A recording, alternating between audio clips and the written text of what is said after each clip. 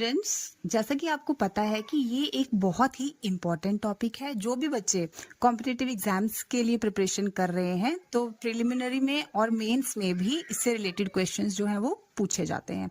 तो आज मैं आपके साथ इस टॉपिक को पूरी डिटेल के साथ शेयर करूंगी ताकि आपकी कोई भी क्वेरी जो है वो ना रहे। ओके, तो लेट्स स्टार्ट। प्रीएम्बल जो है, सबसे पहले तो आपको ये पता होना चाहिए, सबसे पहली जो कंट्री जिसने ये प्रीएम्बल अडॉप्ट किया था वो थी अमेरिका। उसके बाद बहुत सारी कंट्रीज जिसमें इंडिया भी है, उन्होंने इस प्रैक्टिस को फॉलो किया। तो सबसे पहले प्रीएम्बल का मतलब क्या होता है? प्रीएम्बल का मतलब होता है इंट्रोडक्शन। तो प्रीएम्बल जो है ये बेसिकली हमारी कॉन्स्टिट्यूशन, हमारे संविधान का एक इंट्रोडक्शन है। ठीक है, इसको हम कह सकते हैं कि ये समरी है हमारी कॉन्स्टिट्यूशन की। अब हम बात करते हैं कि जो हमारा प्रीएम्बल है, इंडियन कॉन्स्टिट्यूशन में जो प्रीएम्बल है वो बेसिकली मॉडिफाइड वर्जन है ऑब्जेक्टिव रेजोल्यूशन, जो कि पंडित जवाहरलाल नेहरू जी ने ड्राफ्ट किया था और मूव किया था असेंबली में। ये उसका एक मॉडिफाइड वर्जन है। ठीक है, तो ये अब प्रीएम्बल बेसिकली है क्या, और इसकी पूरा प्रीएम्बल पढ़ के एक एक वर्ड का मीनिंग मैं आपके साथ शेयर करूंगी, क्योंकि इसी से रिलेटेड क्वेश्चंस एग्जाम्स में पूछे जाते हैं। तो अभी मैंने आपको बताया कि प्रीएम्बल जो है वो कॉन्स्टिट्यूशन की समरी है। तो ऐसा नहीं है कि पहले प्रीएम्बल को बनाया गया, उसके बाद कॉन्स्टिट्यूशन ड्राफ्ट की गई। कॉन्स्टिट्यूशन को ड्राफ्ट करने के बाद प्रीएम्बल को उसमें ऐड किया गया, जो कि बेसिकली ऑब्जेक्टिव रेजोल्यूशन था, पंडित जवाहरलाल नेहरू जी द्वारा दिया गया। तो अब हम इसकी एक एक लाइन को डिटेल में समझेंगे। सबसे पहले, we the people of India, इसमें भारत के सभी जो नागरिक हैं उनको वी कह के बुलाया गया है। तो सबसे पहले यहीं से यूनिटी को इंपॉर्टेंस दी गई है। We the people of India having solemnly resolved to constitute India into a sovereign, socialist, secular, democratic republic and to secure to all its citizens। ये हम आगे पढ़ते हैं। सबसे पहले मैं आपको बताती हूँ इसका मतलब। इसमें ये कहा गया है कि हम भारत के नागरिक, हम भारत के लोग जो हैं वो पूरी सच्चाई, गंभीरता के साथ भारत को क्या बनाएंगे? एक सॉवरियन। सॉवरियन का मतलब क्या है? यहाँ पे सॉवरियन का मतलब होता है, जैसे हम कह सकते हैं फ्री। ठीक है, कि हम ना तो किसी की डिपेंडेंसी है और ना ही किसी अलग अदर जो है नेशन है उसका डोमिनियन है। हम पूरी तरह से इंडिपेंडेंट स्टेट है, हमारे ऊपर कोई भी अथॉरिटी नहीं है और हम अपने जितने भी इंटरनल या एक्सटर्नल मैटर्स हैं उनको फ्रीली कंडक्ट कर सकते हैं। ठीक है, आई होप आपको ये क्लियर हुआ होगा। सॉवरेन का मतलब है फ्री है, आजाद है, अपने मैटर्स पे खुद डिसीजन ले सकते हैं। नेक्स्ट जो हमारा वर्ड है वो है सोशलिस्ट। सोशलिस्ट यहाँ पे आपको ये एक बहुत इंपॉर्टेंट चीज है कि सोशलिस्ट वर्ड जब प्रीएम्बल कॉन्स्टिट्यूशन में ऐड किया गया उसमें ये वर्ड नहीं था।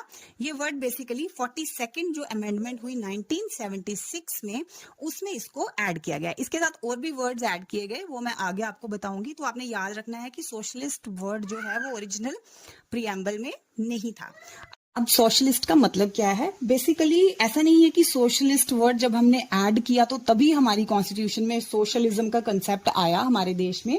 बेसिकली इससे पहले भी डायरेक्टिव प्रिंसिपल्स जो है हमारी स्टेट पॉलिसी के, उनमें भी एक सोशलिस्ट जो कंटेंट है वो था। ठीक है, तो सोशलिज्म हमारे इंडिया में फॉलो किया जाता था। सोशलिज्म जो है इंडिया में वो है डेमोक्रेटिक सोशलिज्म। डेमोक्रेटिक सोशलिज्म क्या होता है? जैसे आपको पता है मिक्स्ड इकोनॉमी, जिसमें बोथ प्राइवेट और पब्लिक सेक्टर्स को जो है वो को एग्जिस्ट करते हैं साइड बाय साइड। ठीक है, तो प्राइवेट और वो हम इकोनॉमी में पढ़ेंगे, प्राइवेट सेक्टर पब्लिक सेक्टर किस तरह से। तो यहाँ पे आपने ये समझना है कि इंडियन जो सोशलिज्म है वो डेमोक्रेटिक सोशलिज्म है, जिसमें प्राइवेट और प्राइवेट सेक्टर्स दोनों साइड बाय साइड एग्जिस्ट करते हैं। ठीक है, लेकिन अगर हम बात करें न्यू इकोनॉमिक पॉलिसी की, जो कि 1991 में आई, जिसमें कि LPG model, liberalisation, privatisation and globalisation है, इसने जो सोशलिस्ट क्रेडेंशियल्स थे हमारे इंडियन स्टेट के उनको थोड़ा सा डाइल्यूट किया है। इसमें प्राइवेट सेक्टर्स को ज्यादा इंपॉर्टेंस जो है वो दी गई है। ठीक है, नेक्स्ट हम जाएंगे सेक्युलर। सेक्युलर बेसिकली क्या होता है? ये वर्ड जो है ये भी 42nd अमेंडमेंट के थ्रू ही ऐड हुआ है। तो दो वर्ड्स अभी हमने पढ़े, सोशलिस्ट और सेक्युलर, दोनों 42nd अमेंडमेंट से ऐड किए गए। अब सेक्युलर बेसिकली होता क्या है कि इसमें सभी रिलीजन्स जो होते हैं उनका सेम स्टेटस है और उनको स्टेट से सेम सपोर्ट मिलती है। सेक्युलर मतलब कोई धर्म निरपेक्ष हम कह सकते हैं, जिसमें किसी एक धर्म को इंपॉर्टेंस नहीं दी जाती है। इंडिया में जितने भी धर्म के लोग रहते हैं सब बराबर हैं और सबको एक जैसा कंसीडर किया जाता है। नेक्स्ट वर्ड जो है वो है डेमोक्रेटिक। तो डेमोक्रेटिक यहाँ पे आप जानते हैं डायरेक्ट डेमोक्रेसी क्या होती है, लोकतंत्र जिसको बोला जाता है। तो इंडियन जो कॉन्स्टिट्यूशन है वो डेमोक्रेसी को इंपॉर्टेंस देती है। डेमोक्रेटिक कंट्री है हमारी इंडिया। डेमोक्रेसी जो है वो दो तरह की होती है, एक होती है डायरेक्ट डेमोक्रेसी और एक होती है इनडायरेक्ट डेमोक्रेसी। तो इसको हम डिटेल में अलग से चैप्टर्स में पढ़ेंगे। फिलहाल अगर हम प्रियम्बल के पॉइंट ऑफ व्यू से देखें तो भारत एक डेमोक्रेटिक देश है जिसमें सभी को इक्वल अधिकार है और वोट देने का हक सबको है। हम अपनी मर्जी से अपनी सरकार चुन सकते हैं। ये हो गया डेमोक्रेटिक। नेक्स्ट जो वर्ड है वो रिपब्लिक का मतलब होता है एक ऐसी कंट्री जिसकी इलेक्टेड गवर्नमेंट होती है और इलेक्टेड लीडर होते हैं, गणराज्य जिसको बोलते हैं रिपब्लिक। तो यहाँ पे अब यहाँ पे बोला जाता है कि हम अपने सभी जो सिटीजन्स हैं उनको सिक्योर करते हैं। क्या सिक्योर करते हैं? जस्टिस मतलब न्याय, social, economic and political. Social life में, इकोनॉमिक में और पॉलिटिकल, हम तीनों तरह की जस्टिस हमारे नागरिक जो है उनको प्रोवाइड करते हैं।